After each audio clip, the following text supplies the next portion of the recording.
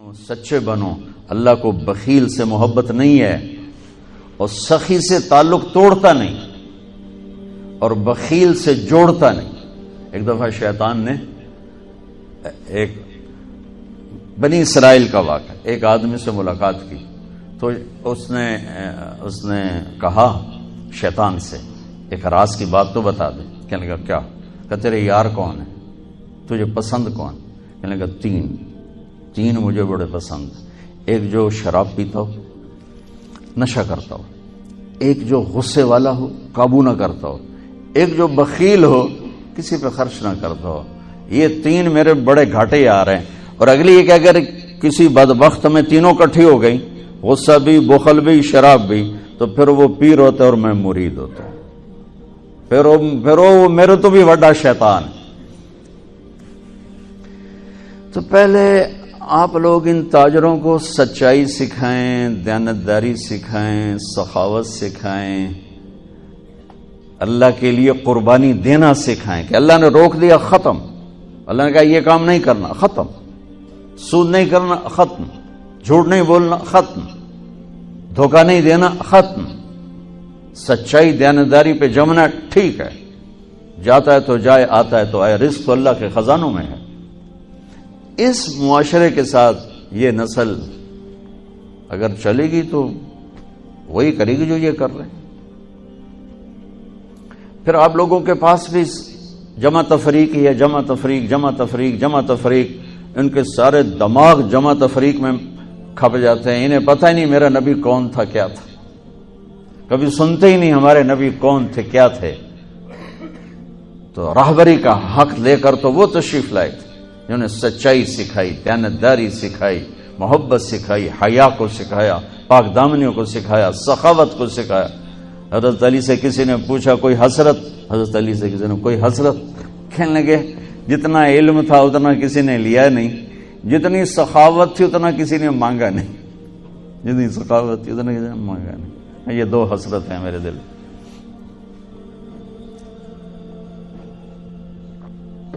تو اللہ کو سخی پسند ہے، مال خرچ کرنے والا پسند ہے، مالدار ہو. اچھا ایک ہوتا ہے بخیل. اللہ کہتا ہے بخیل جہنم کے قریب، اللہ سے دور، لوگوں سے دور، جنت سے دور. سخی اللہ کے قریب، جنت کے قریب، لوگوں کے قریب، جہنم سے دور، اللہ کا پیار.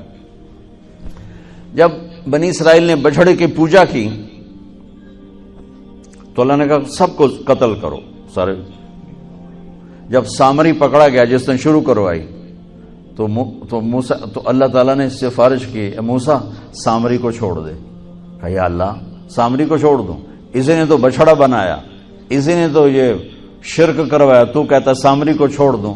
تو پتہ ہے اللہ نے کہا موسیٰ یہ کمبخت سخی ہے اور سخی کو قتل کرنا مجھے اچھا نہیں لگتا، میں نے آپ ہی مار دوں گا، تو اس کو چھوڑ دے. اس کا کفر تھا، نفاق تھا، لیکن سخاوت اس کو قتل سے بچا گئی. تو مالدار اس اللہ نے زکات ادنا درجہ ہے، زکات ادنا درجہ ہے سخاوت کا. زکات دینے سے آدمی بخیلوں سے نکل آتا ہے اور سخیوں میں داخل نہیں ہوتا، بین بیچ میں آ کے کھڑا ہو جاتا ہے. اس پر بخیل کا لیبل بھی نہیں اور اس پر سخی کا لیبل بھی نہیں، درمیان میں آ جاتا ہے. ایک دفعہ خسرو پرویز کے دربار میں نے ایک مچھیرا مچھلی لے کر آیا. اس کو بڑی اچھی لگی. انہوں نے کہا اس کو 4000 درہم دے دو، کہیں 4000 دینار دے دو. تو جب وہ اس کو دیے تو اس کی بیوی شیری نے اس کے کان میں کہا اتنی بڑی دولت تو نے مچھلی پر دے دی، تو خزانہ خالی ہو جائے گا، یہ مچھلی واپس کرو اور پیسے اس سے لو. تو خسرو پرویز نے کہا میں اتنا بڑا بادشاہ ہوں، مجھے شرم آتی میں اس سے پیسے واپس لوں، میں نہیں لیتا. وہ کہنے لگی میں تمہیں طریقہ بتاتی ہوں. تم اس کو بلا کے پوچھو یہ مچھلی نر ہے یا مادہ. وہ کہے گا نر ہے تو تم کہنا ہمیں مادہ چاہیے تھی، واپس لو ہمارے پیسے. وہ کہے گا یہ مادہ، تم کہنا ہمیں نر چاہیے تھا، پیسے واپس. ٹھیک. انہوں کو بلایا، ہاں بھائی یہ مچھلی نر ہے یا مادہ؟ کہ حضور خسرا نہ نر ہے نہ مادہ ہے. 4000 اور دے دو. بیچ کی چیز. میں نے کہا نا زکات دینے والا سخی نہیں ہوتا، سمجھ رہے ہو؟ زکات دینے والا بخیل بھی نہیں ہوتا، سخی بھی نہیں ہوتا، بخیلوں سے نکل جاتا ہے، سخیوں میں انٹر نہیں ہوتا۔ 2.5 روپے پر 1 پیسہ بھی زیادہ کر دے تو سخیوں میں نام آ جائے گا، سخیوں میں نام آ جائے گا۔ پھر سخاوت کی حد کوئی نہیں ہے۔ انہوں نے کہا حضور یہ تو بیچ کی چیز ہے، خسرا ہے۔ اس نے کہا 4000 اور دے دو۔ تو شیریں کو تو بڑا غصہ چڑھ گیا، 8000 اس کی تو 7 پشتوں کو کافی تھا۔ تو 1 دینار گر گیا تو اس نے وہ اٹھا لیا۔ تو اس کی بیگم نے کہا دیکھا یہ کم وقت کتنا لالچی ہے، تم نے اس کو اتنا دیا، اس کی 7 پشتوں کو کافی، 1 دینار گرا وہ بھی اٹھا لیا، کہ اس کے واپس لو، نہ قدر آئے۔ انہوں نے کہا آ جا، اور تجھے میں نے اتنا دے دیا، 1 دینار گر گیا تھا تو کیوں اٹھایا؟ کہا حضور اس پہ آپ کے نام کی مہر تھی، کسی کا پاؤں پڑ جاتا تو بے ادبی ہوتی، میں نے اس لیے اٹھایا لیا۔ انہوں نے کہا 4000 اور دے دو۔ تو بچوں ان تاجروں سے کہتا ہوں سخاوت سیکھو، پہلے یہ سچائی سیکھیں، پہلے یہ دیانتداری سیکھیں، پہلے یہ اللہ کو رب مان کر اپنی بنیادوں کو، اپنی تجارتوں سے سود نکالیں، جھوٹ نکالیں، 2 رجسٹر نکالیں، دیانتداری پر چلیں۔ اللہ کی قسم زمین آسمان کے دروازے اللہ تعالیٰ کھول دے گا، اور غریبوں پر خرچ کریں کہ اللہ تعالیٰ کو پسند ہے۔ اللہ چاہتا تو سب کو مالدار بنا دیتا، لیکن بعض کو کا حاجت مند بنایا کہ اللہ کو دینا پسند ہے، اللہ پاک کو محبوب ہے سخاوت۔ ایک صحابی آئے، یا رسول اللہ ضرورت مندوں کو میری مدد فرمائیں۔ تو آپ نے فرمایا ابھی تو میرے پاس ہے نہیں۔ اس نے کہا تو میں لے لیتا ہوں کسی سے، پھر آپ میری جگہ بھر دینا۔ آپ نے کہا ہاں ٹھیک۔ تو حضرت عمر پیچھے سے بولے یا رسول اللہ یہ کیا بات ہوئی، آپ کے پاس ہے آپ خرچ کریں، آپ کے پاس ہے نہیں اور آپ اس طرح لوگ آپ کے نام پہ قرضے اٹھائیں پھر آپ دیتے پھریں، یہ نہیں کرنا چاہیے۔ تو پیچھے سے ایک اور صحابی تھے عبداللہ بن حذیفہ، ان کا یا رسول اللہ انفق ولا تخش من ذی العرش خلالا، یا رسول اللہ خرچ کریں اور عرش والے سے تنگی کا ڈر نہ کریں۔ تو آپ مسکرائے، آپ نے کہا مجھے اللہ نے اسی بات کا حکم دیا ہے کہ میں خرچ کروں اور عرش والے سے تنگی کا ڈر نہ کروں۔ بہرحال بچوں سچ سیکھو، یہ تمہاری، میں درد سے کہتا ہوں کہ ہمارے تعلیمی ادارے نہیں ہیں، کاروباری ادارے ہیں۔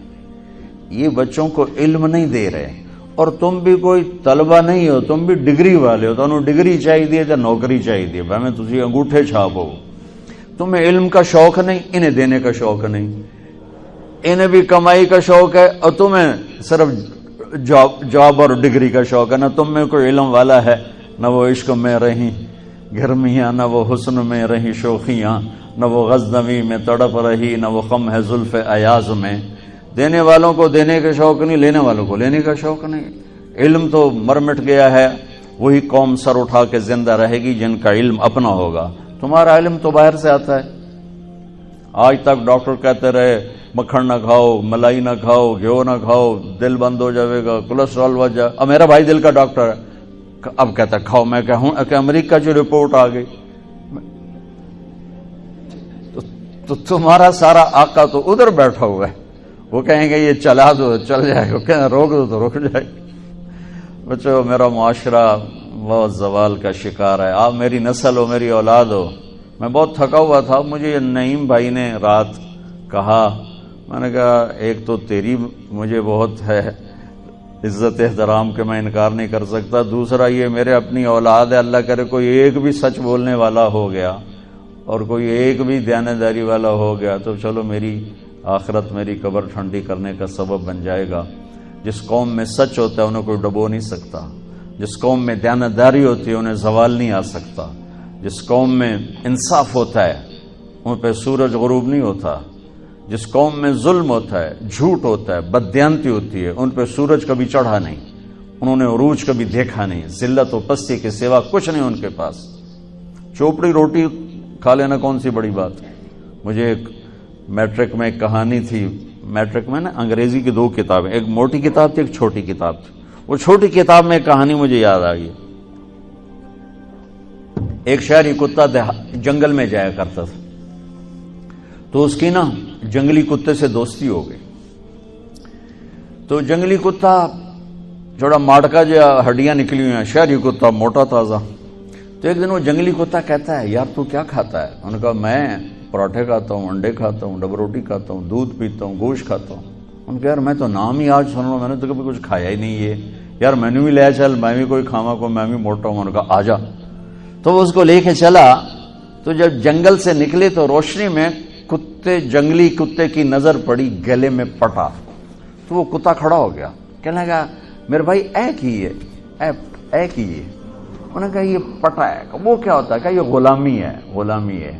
میں کسی گھر کا ملازم ہوں، غلام ہوں، ان کا پہرا دیتا ہوں، ان کی راکھی کرتا ہوں، ان کی نوکری کرتا ہوں، پھر وہ مجھے انڈے کھلاتے ہیں، پراٹھے کھلاتے ہیں، پتہ نہیں کیا. انہوں نے کہا میرے بھائی تجھے تیرے پراٹھے مبارک، مجھے میری آزادی مبارک.